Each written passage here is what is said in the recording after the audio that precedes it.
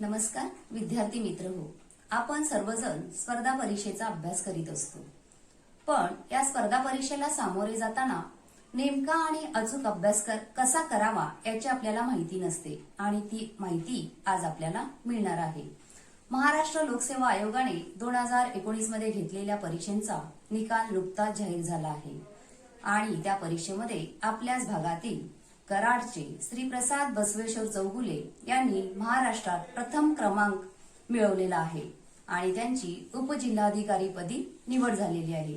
त्याबद्दल मी त्यांचे हार्दिक हार्दिक अभिनंदन करते. तर या परीक्षेला सामोरे जाताना त्यांनी कोणकोणत्या पुस्तकांचा वापर केला आणि त्याची कशी तयारी केली याची आपण माहिती त्यांच्याकडून जाणून घेऊया. आणि तसेच त्यांनी वापर केलेल्या पुस्तकांची PDF सुद्धा या डिस्क्रिप्शन बॉक्समध्ये मी देत आहे. चला तर आपण त्यांचं मनोगत जाणून घेऊया. नमस्कार, माझं नाव प्रसाद बसवेश्वर चौगुले. नुकत्याच लागलेल्या राज्यसेवा परीक्षेच्या अंतिम निकालामध्ये माझा राज्यात पहिला क्रमांक आलेला आहे आणि माझी उपजिल्हाधिकारी यापदी निवड झालेली आहे. मी थोडं माझ्या कौटुंबिक पार्श्वभूमीबद्दल सांगतो. माझे वडील हे महावितरणमध्ये ॲज ऑपरेटर म्हणून काम करतात आणि माझी आई गृहिणी आहे. मला 2 मोठ्या बहिणी आहेत. त्या दोघीही इंजिनियर आहेत आणि दोघीही त्या मॅरिड आहेत. मी बेसिकली कराड तालुका, कराड जिल्हा, सातारा येथील रहिवासी आहे.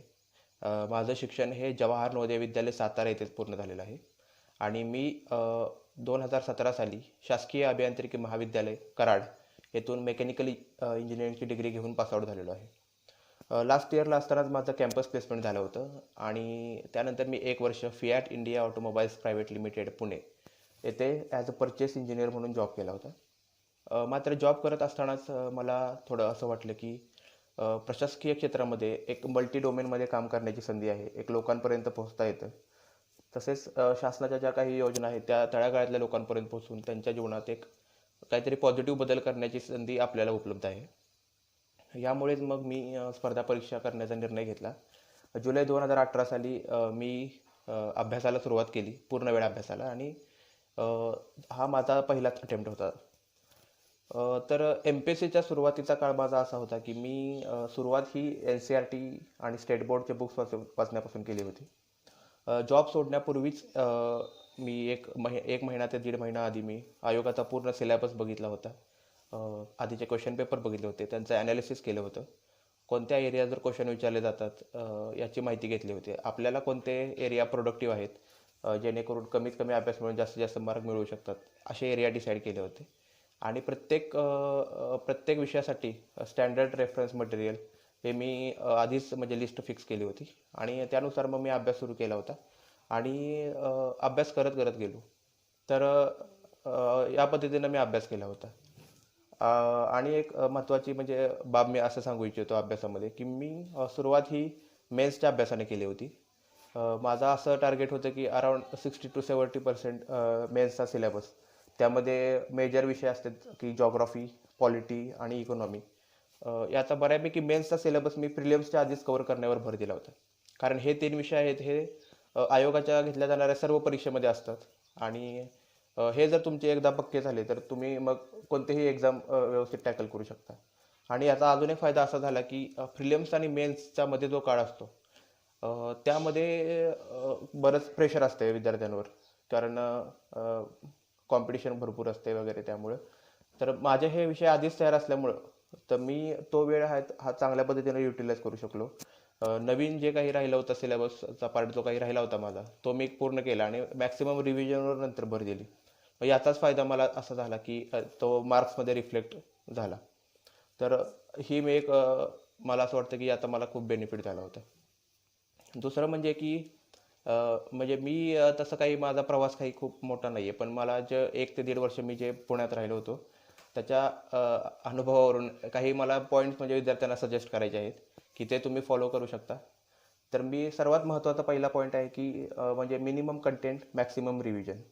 तर हे तुम्ही बऱ्याच वेळेला ऐकलं असेल, बरेच टॉपर्स सांगत असतात, पण बरेच विद्यार्थी हे फॉलो करताना दिसत नाहीत. ते खूप साऱ्या मटेरियलच्या मागे लागतात. नवीन कोणतं पुस्तक मार्केटमध्ये आलं तर ते घेऊन वाचण्यावर त्यांचा भर असतो.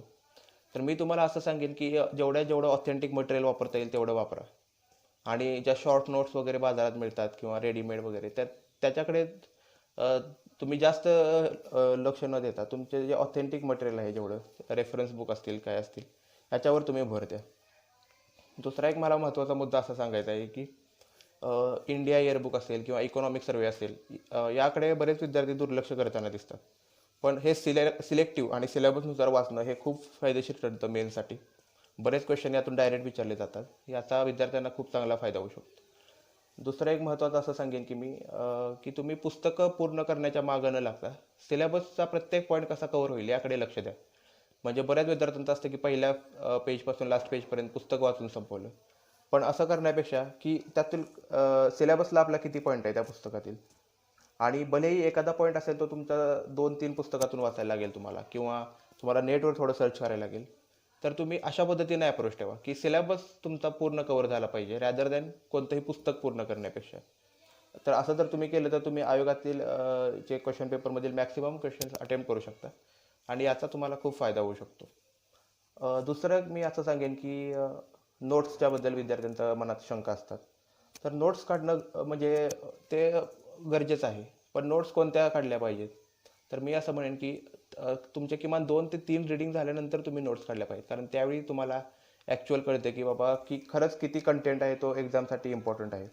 पहिल्या रीडिंगमध्ये असं वाटत असते की बऱ्यापैकी सर्व काही इम्पॉर्टंट आहे. पण तुम्ही ज्यावेळी प्रिव्हियस इयर क्वेश्चन बघता, त्यानंतर 1-2 रीडिंग करता, त्यानंतर तुम्हाला लक्षात येतं की खरंच किती कंटेंट इम्पॉर्टंट आहे, आणि मग तेवढाच तुम्ही नोट डाऊन केला पाहिजे. तो पण एकदम शॉर्टमध्ये असला पाहिजे. पूर्ण सेंटेन्स लिहायची गरज नाही आहे. शॉर्टेस्ट पॉसिबल वेमध्ये तो लिहिला गेला पाहिजे, जेणेकरून आपल्याला ज्यावेळी एक्झाम जवळ येईल त्यावेळी ते वाचून तुम्ही रिव्हिजन करू शकता. अजून एक मी असं सांगेन की नोट्स कोणत्या काढल्या पाहिजे, तर जे मटेरियल सारखं सारखं वाचनात आपल्या येणार नाही आहे. फॉर एक्झाम्पल, जसं मी मगाशी उल्लेख केला, इंडिया इयरबुक असेल किंवा इकॉनॉमिक सर्वे असेल, काही महाराष्ट्र शासनाच्या वेबसाईट किंवा केंद्र शासनाच्या वेबसाईट आपण बघत असतो, विकिपीडिया पेजेस बघत असतो. तर हे तुम्हाला सारखं सारखं व्हिजिट करण्याची गरज नाही आहे. तुम्ही एकदाच व्हिजिट करा. त्याच्यावरचा जो काही इम्पॉर्टंट कंटेंट तुम्हाला वाटतोय तो एका कागदावर नोट डाऊन करा आणि पुन्हा मग त्याचीच रिव्हिजन करा, रादर दॅन तुम्ही सारखं सारखं व्हिजिट करण्यापेक्षा. तर हा एक देखील महत्त्वाचा मुद्दा मला विद्यार्थ्यांना सांगायचा होता. दुसरं म्हणजे की म्हणजे आता फ्रेशर्स बरेच एम पी एस सीकडे वळत आहेत, आणि म्हणजे असं म्हणू शकतो की आपण युवकांचा या क्षेत्राकडे बराच ओढा आहे. पण मी त्या सर्व युवकांना एक म्हणजे असं आवाहन करेन की तुम्ही आहे म्हणजे मोठी स्वप्न बघणं जरूर सगळ्यांनी बघितलीच पाहिजे. पण तुम्ही या क्षेत्राची संपूर्ण माहिती घ्या आधी, आणि नंतरच या क्षेत्राकडे पाऊल टाका. म्हणजे कुठेतरी थोडं भाषण ऐकलेलं असते किंवा काय, किंवा आपला मित्र करतोय किंवा पालक सांगतायत आपल्याला कर म्हणून, तर तुम्ही असं करू नका. कारण या क्षेत्रामध्ये भयानक कॉम्पिटिशन आहे. ही रिॲलिटी आहे, म्हणजे ह्याला कोणीच नाकारू शकत नाही आहे. तर तुम्ही स्वतःला ॲनलाईज करा की मी कितपत या क्षेत्रामध्ये फिट होतो. मला तेवढं 2 वर्ष 3 वर्ष किंवा जेवढे लागतील तेवढे मी तेवढा अभ्यास करण्याची माझ्यात कपॅसिटी आहे का, मी कंटिन्युअसली तेवढे एफर्ट्स घेऊ शकतो का, आणि एकूणच आयोगाचा पॅटर्न, यामध्ये कोणत्या कोणत्या पोस्ट असतात वगैरे, हे तुम्ही समजावून घ्या आधी, आणि त्यानंतरच तुम्ही या क्षेत्राकडे येण्याचा निर्णय घ्या. कारण ही आपली उमेदीची वर्ष आहेत आणि ही तुम्हाला व्यवस्थित प्लॅन करून घालवायची आहे. एक एक क्षण हा महत्त्वाचा आहे. त्यामुळे तुम्ही या क्षेत्राकडे येण्याच्या आधी हा विचार नक्की जरूर करा. आता मी अजून एक विद्यार्थ्यांना सांगू इच्छितो की पुण्यातील राहणारे जे विद्यार्थी असतात बऱ्यापैकी, तर म्हणजे असं बऱ्याच वेळेला विद्यार्थी पेपर वगैरे वाचण्यावर खूप जास्त वेळ घालवतात. तर मला असं वाटतं की पेपर हा इम्पॉर्टंट आहे, पण एवढाही इम्पॉर्टंट नाही की तुम्ही त्याला दिवसातील 2-3 तास वगैरे तुम्ही पेपर वाचताय. नक्कीच काही ज्या महत्त्वाच्या न्यूज आहेत त्या पण आपल्या टॉपिकशी रिलेटेड. मग यासाठी तुम्हाला तुमच्या जर सिलेबस व्यवस्थित तुमच्या डोक्यात असेल तर तुम्हाला मग पेपर वाचताना पण कळून येईल की बाबा खरंच कोणती न्यूज आपल्यासाठी इम्पॉर्टंट आहे. मग तीच तेवढी तुम्ही वाचू शकता. इतरही बऱ्याच न्यूज असतात त्या आपल्याला इम्पॉर्टंट नसतात. मग मी असं सजेस्ट करेन की तुम्ही जास्तीत जास्त एक 20 मिनटं तुम्ही पेपर वाचण्याला द्या. तेवढं थोडं रिफ्रेश होत असते. पण तुम्ही मॅक्सिमम तुमचा रीडिंग आवर्स हे तुम्ही रेफरन्स बुक असतील, ऑथेंटिक मटेरियल असेल, याकडे तुम्ही देऊ शकता. अजून एक विद्यार्थ्यांची शंका असते की आता टेलिग्राम वगैरेवर बरंच मटेरियल उपलब्ध आहे, तर याला किती वेळ द्यायचं. नक्कीच म्हणजे काही ग्रुप्समध्ये वगैरे आहेत की महत्त्वाचे आर्टिकल्स वगैरे पेपरमधले ते पोस्ट केले जातात किंवा काही रिपोर्ट्स वगैरे पोस्ट केले जातात. यालाही तुम्ही म्हणजे एक संध्याकाळचा ठराविक वेळ देऊ शकता. तुम्ही खूप जास्त याच्यावर निर्भर नाही राहिलं पाहिजे असं मला वाटतं. कारण बेसिक जे काही तुमचा मेन सोर्स आहे तो तुमचे रेफरन्स बुक्सच असले पाहिजेत. आणि या बुक्सबद्दलच मला असं सांगायचं आहे की तुम्ही सुरुवात करताना नेहमी स्टेट बोर्डचे बुक्स किंवा जर तुम्ही इंग्लिशमध्ये कम्फर्टेबल असाल तर एन सी आर टीचे बुक्स यापासून करा. म्हणजे सगळ्या विषयांना वाचण्याची काही गरज नाही आहे. बेसिक आपले हिस्ट्री जिओग्राफी यांच्यासाठी हे बुक्स बेनिफिशियल आहे आणि एक तुमचा चांगला प्लॅटफॉर्म तयार होतो. त्यानंतर तुम्ही त्यानंतर तुम्ही त्याच्यावर चांगल्या रेफरन्स बुक वाचून अजून त्यावर स्वतःच्या नॉलेजमध्ये तुम्ही भर टाकू शकता. तर हे देखील मी विद्यार्थ्यांना नक्कीच सजेस्ट करेन. आणि अजून एक महत्त्वाचं आहे की ही एक्झाम आहे ती MCQची एक्झाम आहे. त्यामुळे तुमचा भर हा जास्तीत जास्त MCQ सोडवण्यावर असला पाहिजे. मी असं सजेस्ट करेन की तुम्ही आयोगाचे जेवढे झालेले पेपर आहेत मागचे ते सर्व तुम्ही म्हणजे तुमच्याकडून सोडवले गेले तर वेल अँड गुड आहे. इवन मी असं म्हणेन की कंबाईनचे प्रिलिम्स आणि मेन्सचे पेपर असतील किंवा फॉरेस्टच्या मेन्सचे पेपर असतात. यामध्ये देखील जनरल स्टडीज बऱ्यापैकी चांगला कव्हर झालेला असतो. हे देखील तुम्ही सोडवा. कारण बऱ्याच वेळेला असं होतं की त्यातील काही क्वेश्चन हे डायरेक्ट इकडं आपल्याला राज्यसेवा मेन्सच्यामध्ये पाहायला मिळतात. तर तुम्ही जेवढे आयोगाचे क्वेश्चन जास्तीत जास्त सोडवाल तेवढं तुम्हाला आयोगाचा विचारण्याची पद्धत वगैरे हे कळत जाईल. कोणता एखादा पॉईंट आहे ज्यावर आयोग अजिबात प्रश्नच विचारत नाही, मग तो थोडा तुम्ही एकदा दोनदा वाचून सोडून दिला तरी चालू शकतो. कोणत्या एरियावर जास्त विचारले गेलेत क्वेश्चन, मग तो तुम्ही अधिक चांगल्या पद्धतीनं कसा करता येईल याकडे तुम्ही लक्ष देऊ शकता. अशा पद्धतीनं आहे. मग तुम्ही जास्तीत जास्त क्वेश्चन सोडवण्याचा नक्कीच प्रयत्न करा. दुसरा एक विद्यार्थ्यांच्या मनात असते की इंग्लिश आणि CSATची वगैरे विद्यार्थ्यांना भीती असते. तर मी असं म्हणेन की ही भीती अनाठायी आहे. कारण CSATचा मेजर पोर्शन हा कॉम्प्रिहेन्शनचा आहे. म्हणजे 80मधील 50 क्वेश्चन. आणि हे काय म्हणजे म्हणजे इंजिनिअरिंगच्या विद्यार्थ्यांना इझी जातात किंवा असं काही नाही आहे, समान आहेत. आणि दुसरी गोष्ट म्हणजे राहिले की 25 क्वेश्चन फक्त ज्यामध्ये ॲप्टी आणि रिझनिंग असते. तर हे देखील तुम्ही सरावाने करू शकता. तर तुम्ही याच्याकडे म्हणजे तुम्ही हे जाणीवपूर्वक केलं पाहिजे की तुम्ही कसं त्यामध्ये बेटर होऊ शकता. यासाठी तुम्ही जास्तीत जास्त प्रश्नांचा सराव करा. काही दर्जेदार पुस्तकं आता CSATसाठी मराठीमध्ये देखील उपलब्ध आहेत. याचा तुम्ही वापर करा. आणि डेली एक स्वतःला सवय लावून घ्या की तुम्ही प्रिलिम्सच्या आधी किमान अडीच महिन्या आधीपासून तुम्ही सुरुवात करा की रोज तुम्ही एक 2-3 तास CSATला द्याल. टाईम लावून गणितं सोडवा. सुरुवातीला कदाचित थोडा जास्त वेळ लागेल, पण जशी जशी तुमची प्रॅक्टिस होईल तसं तसं तुम्ही टाईममध्ये कव्हर करू शकता. आणि मी यासाठी असं सजेस्ट करेन की काही अवघड जे प्रश्न असतात तर तुम्ही यासाठी बँकिंगचे व्हिडिओ असतात यूट्यूबवर वगैरे आहेत 5-5 मिनिटाचे. फॉर एक्झाम्पल टाईम आणि वर्कसाठी एक 5 मिनिटाच्या व्हिडिओमध्ये त्यांनी बऱ्यापैकी टाईपचे एक्झाम्पल समजावून सांगितलेले असतात. याचा देखील तुम्ही उपयोग करू शकता.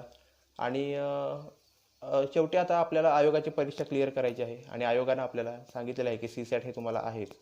तर मग आपण स्वतःला त्या पद्धतीने ॲडजस्ट केलं पाहिजे की त्यामध्ये कशी मास्टर की मिळवता येईल आपल्याला, ते तुम्ही म्हणजे प्रयत्न केला पाहिजे.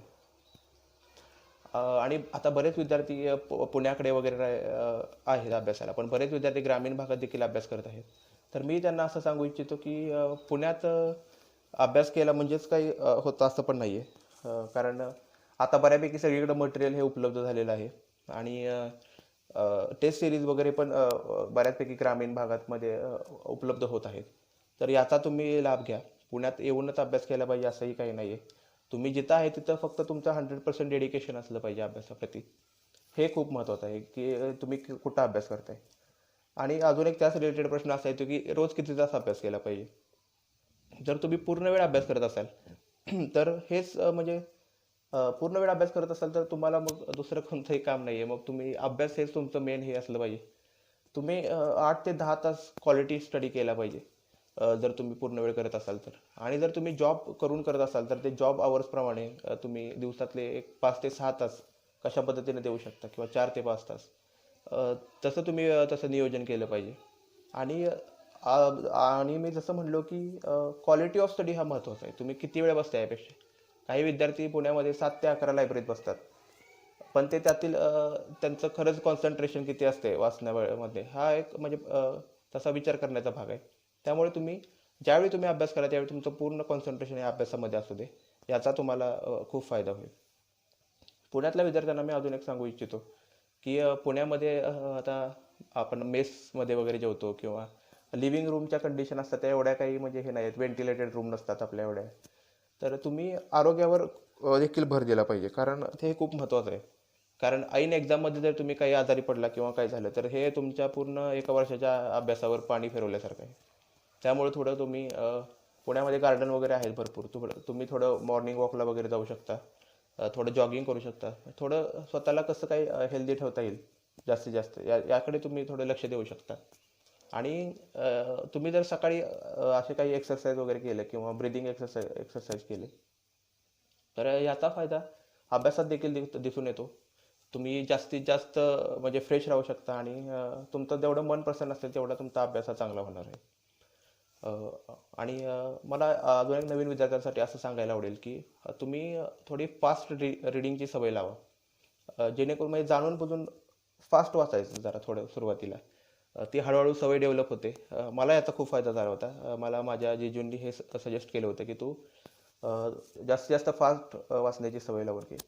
तर तुमचे जे बेसिक मटेरियल आहेत, फॉर एक्झाम्पल की स्टेट बोर्ड वगैरे असेल किंवा NCERT असेल, यामध्ये इझी लँग्वेज असते आणि तुम्ही जास्तीत जास्त जर फास्ट वाचायचं सवय लावून घेतली तर तुम्हाला कॉम्प्रिहेन्शनमध्ये फायदा होतो याचा.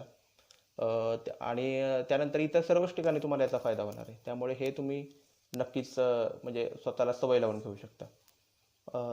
आणि शेवटला आता मला असं सांगायचं आहे विद्यार्थ्यांना की स्पर्धा परीक्षा हे क्षेत्र तुम्ही आता सर्वजण यामध्ये आहात, तर ह्यामध्ये भयानक कॉम्पिटिशन आहे.